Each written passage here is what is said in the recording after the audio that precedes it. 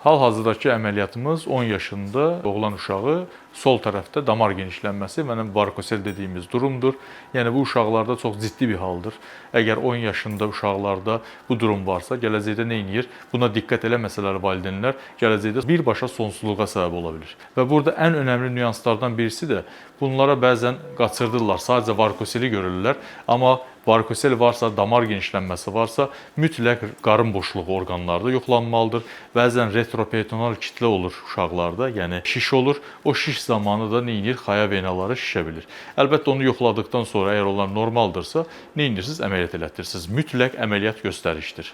Əməliyyatımız mikroskop altında olunur. Gördüyümüz kimi bu mikroskopun altında olunur və ekranda da əməliyyatın özü görsənilir. Mikroskop altında əməliyyatımıza başlayırıq.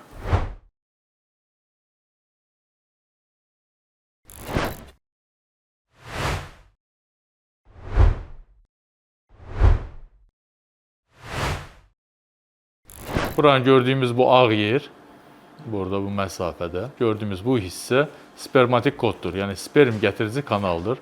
Bu kanal mütləq qorunur. Ondan sonra xayanın mütləq venalar içərisində bir arteriyası var. O qorunacaq.